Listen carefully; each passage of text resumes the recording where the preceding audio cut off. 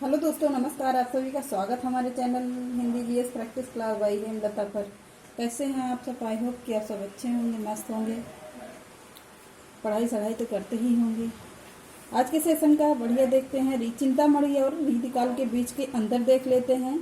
One liner प्रश्न है, आप लोग स्क्रीनशॉट भी लेते रहिएगा और इसको लिखते भी रहिएगा। बहुत ही इम्पोर्टेंट क्वेश्चन है। आज के सेशन का पहला वन लाइनर प्रश्न देखते हैं।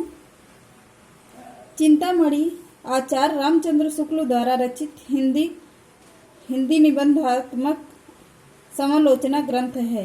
क्या है? समालोचना का ग्रंथ है ये। इसके कितने भाग हैं? इसके 2 भाग हैं। चिंतामणि के प्रमुख निबंध क्या हैं? भाव एवं मनोविकार, उत्साह, श्रद्धा और भक्ति, करुणा, लज्जा और ग्वाल, घृणा, ईर्षा, भय, क्रोध। कविता क्या है? काव्य में लोक मंगल का साधनावस्था है। लिख लिया होगा। अगला देखते हैं। सन 1600 में 1700 ईस्वी में के आसपास हिंदी कविता में एक नया मोड़ आया। इसे विशेषतः तत्कालिक दरबारी सांस्कृतिक और संस्कृत साहित्य से उत्तेजना मिली। संस्कृत साहित्य शास्त्र के कतिपय अंशों ने उन्हें शास्त्रीय अनुशासन की प्रवृत्त किया है। अगला देखिए। हिंदी में रीति या काव्य रीति शब्द का प्रयोग काव्य शास्त्र के लिए हुआ है। अगला देखिए। इसलिए काव्य शास्त्र बंधु सामान्य सृजन प्रवृत्ति और रस अलंकार आदि के निरूपण बहुसंख्यक लक्षण ग्रंथों को ध्यान में रखते हुए इस समय काव्य को रीति काव्य कहा गया। अगला देखते हैं। इस काव्य की सिंगारी प्रवृत्तियों की पुरानी परंपरा के स्पष्ट संकेत संस्कृत, प्राकृत, अभ्रंश, फारसी और हिंदी के आदि काव्य तथा कृष्ण काव्य की सिंगारी प्रवृत्तियों में मिलते हैं। इस काल यहाँ पर है इस काल में कई काव्य ऐसे हुए जो आचार्य भी थे, जिन्होंने विविध काव्यांगों के लक्षण देने वाले ग्रंथों भी लिखे हैं। इस युग में श्रृंगार की प्रधानता है। श्रृंगार यहाँ पर गलत लिखा गया है।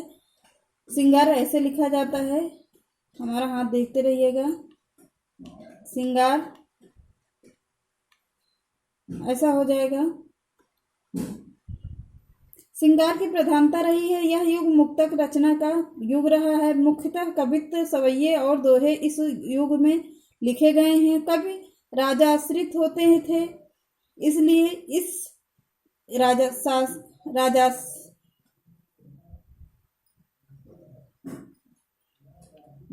राजा पर आश्रित होते थे, इसीलिए इन्हें राजाश्रित होते हैं लिखा गया है। इसलिए इस युग की कवित्व अधिकतर दरबारी रही, जिसके फलस्वरूप इसमें चमत्कारपूर्ण व्यंजना की विशेष मात्रा तो मिलती है, परंतु कविता साधारण जनता के विमुख भी हो गई। अगला देखिए।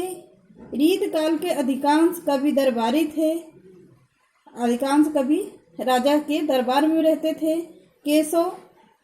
केशवदास ओरछा, प्रताप सिंह चरखारी बिहारी जयपुर के राजा के यहाँ रहते थे। अजमेर में मतीराम बूंदी के यहाँ रहते थे। भूषण पन्ना के यहाँ रहते थे। चिंतामणि कहाँ रहते थे? नागपुर में रहते थे। देव पिहानी में भिखारीदास प्रतापगढ़ अवध के बीच में रहे हैं, मतलब अवध और प्रतापगढ़ के राजाओं के बीच रहे हैं।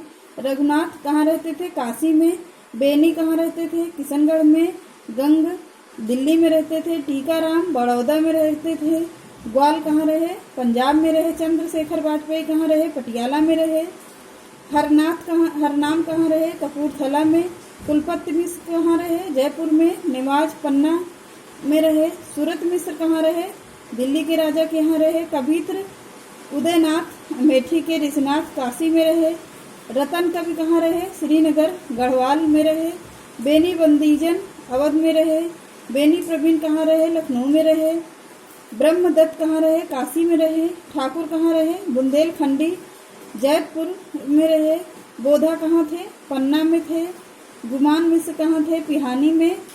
आदि और अनेक कवि तो राजा थे, जैसे महाराज जसवंत सिंह तिरवा में थे, भगवंत राय कहाँ पर थे, खींची में, भूपत कहाँ थे, रसनिधि में, दतिया के जमींदार के यहाँ थे, महाराज कहाँ थे, विश्वनाथ द्विजदेव महाराज मान सिंह के दरबार में रहे। रीतिकाल काव्य रचना के आरंभ एक संस्कृतज्ञ ने किया था। ये आचार्य केशवदास, जिनकी सर्व प्रसिद्ध रचनाएं कविप्रिया, रसिक प्रिया और रामचंद्रिका है। ये तीनों रचनाएं बहुत ही महत्वपूर्ण हैं। पूछता है कि इसके रचनाकार कौन है, तो कौन होंगे? आचार्य केशवदास जी होते हैं।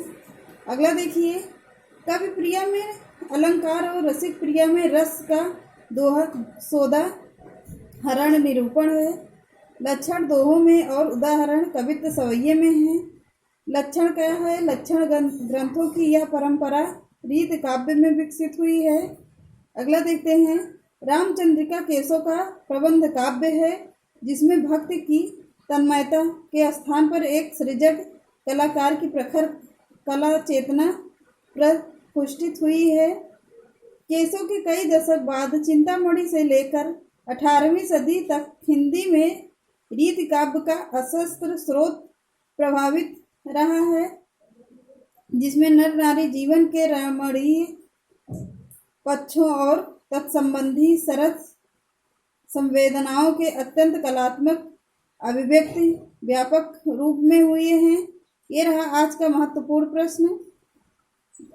ये काव्य शास्त्र पर आश्रित थोड़े बहुत प्रश्न हैं, बहुत ही इम्पोर्टेंट है, आप लोग नोट कर लीजिएगा, बहुत ही महत्वपूर्ण प्रश्न है। बस आज के लिए ये इतना ही, मिलते हैं नेक्स्ट क्लास में, तब तक के लिए नमस्कार।